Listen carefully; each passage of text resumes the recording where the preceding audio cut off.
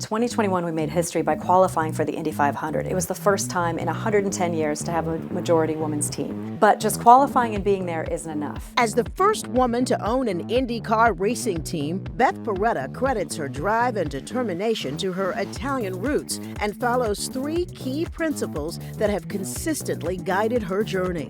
I have seen in my career that patience, persistence, and always keeping my word has really been the rule of the day. Those things were instilled in me by my parents. It's undeniable that Paretta is a trailblazer, but her path had some detours along the way.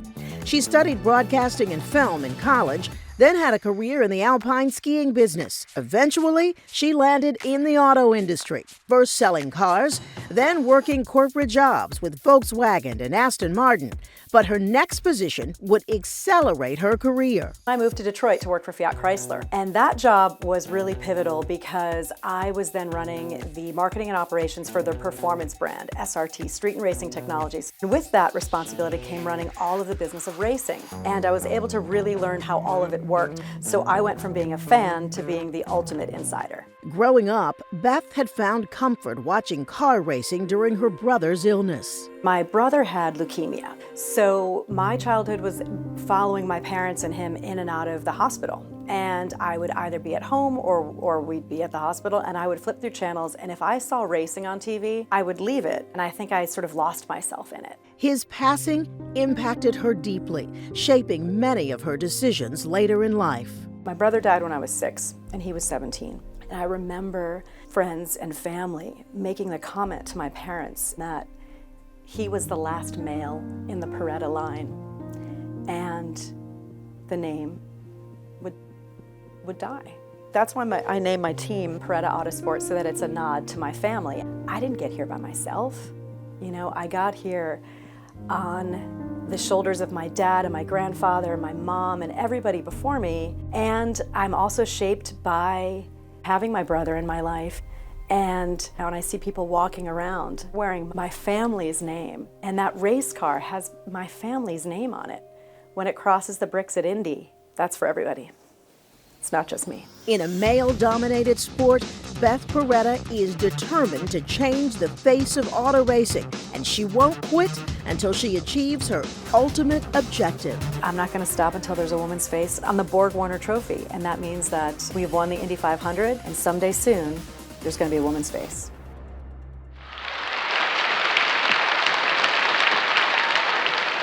Thank you all. First of all, thank you, Maria Bartiromo, for being our host tonight. My fellow honorees, it's a privilege to share this weekend with you, because obviously this is a highlight for me and a time that I will always cherish. Thank you also to the Columbus Citizens Foundation and the entire team who has made me feel so welcome, especially to Lisa Ackerman for everything that you've done. We've been talking about this for a year, so thank you, Lisa, so much. I've got to say, being part of this weekend is such an honor. I mean, honestly, let's just take a moment. How lucky are we, the two greatest countries in the world, and we can lay claim to both of them. Right? I proudly became an Italian citizen last year, and so I now hold dual citizenship. And that moment when that actually happened, I worked on it for a couple of years, like any of you who have gone through that process know it takes a while. And I remember the day that I found out that I got my Italian citizenship, let alone then when I had my Italian passport. I thought how proud my great-grandparents would be to know that their journey, which they made because of opportunity, like most of us share, that we would be in a place where we wanted to reaffirm those ties, that the country that they left is in such a place that we also want to go back. And I think that was probably the ultimate goal that they probably couldn't have even imagined. So I'm certainly grateful for that. I will say, if my parents were here today, they would be over the moon. But let's be clear, my dad couldn't have handled this because, like most Italian fathers, he would be so beaming with pride, he probably would have exploded. And He wouldn't, I honestly think he would just be beside himself and pinching himself the whole weekend. So I know that they're watching from above, and I know that I will be thinking of them all day on the parade day on Monday. I do want to thank a few people. I want to thank my partner, Ron Fiamma, who's here with me, and my family who has joined.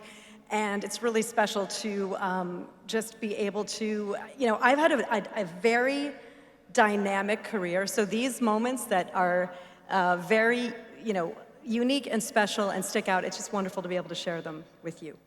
So I have been very fortunate to have a dynamic professional career, and it wasn't lost on me, right? So I was the first motorsport director. I was the first director of a performance division, global performance division of a car company, Fiat Chrysler. And with that job came running all of racing. And in fairness, like most women, I did not know that I was the first woman until somebody else pointed it out, because I was just busy doing my job. Right? And okay, certainly I can also cut to the chase. Why cars? Why racing? I allude to it in the vignette alludes to it, but like most young girls, I started reading car magazines when I was 5. And so the fact that I eventually found my way to automotive and racing, anyone that's known me my whole life, my family, none of them were surprised. It was a bit of a circuitous route to get there, but it certainly all makes sense when I look back. But I found myself in this situation, and the reality is, I would say that, like most of us, we keep talking about family, and there's a reason why we all say that, right? Because all of us who've grown up as Italian Americans, our family is the core of what we do. It sets us on our foundation. We probably have very similar shared experiences, and that foundation is kind of what then allows us to then, move forward. But the reality is, we all know that everywhere, wherever we are today, was the result of hard work and dedication, but also some luck, some fortune, and some people helping us along the way.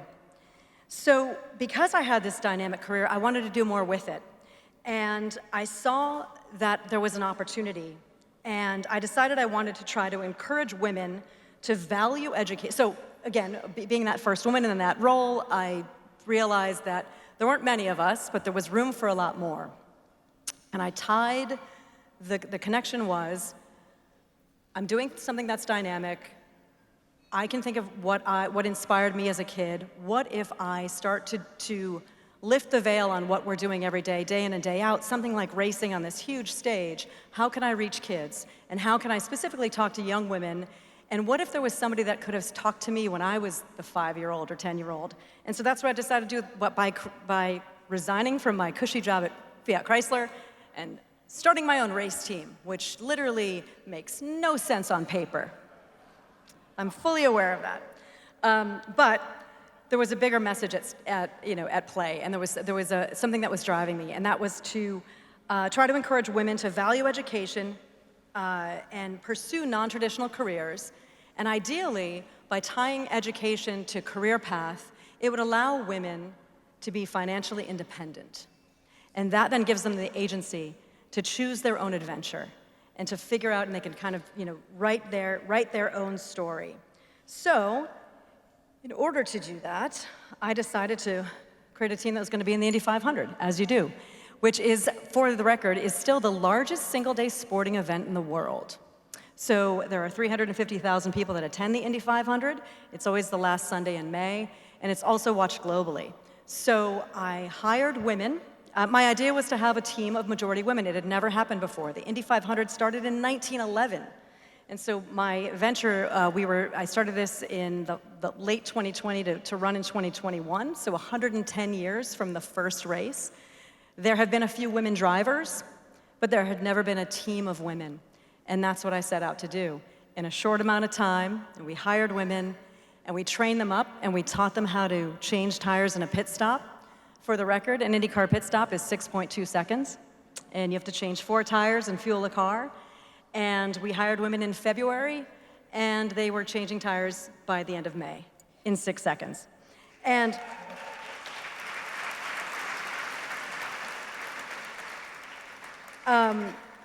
not everybody was completely untrained. My driver is actually a Swiss-Italian woman. She's the best woman driver in the world. Her name is Simona De Silvestro. She's racing this weekend in Australia, otherwise she'd be here with us.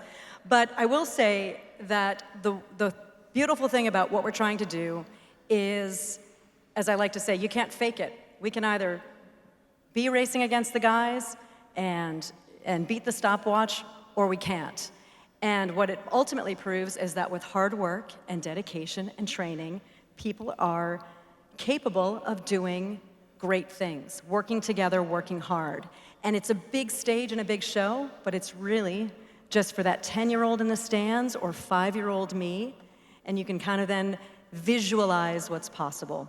And so I will say that's one of the things that resonated with me with the Columbus Citizens Foundation, the work that you do with scholarships, how you reach the youth, because I wouldn't be here if people didn't help me along the way. And what greater gift than to be in a position where you can then pull somebody up the ladder. That's what it's all about. So thank you all. I appreciate it. And I'm so grateful to be here. Thank you.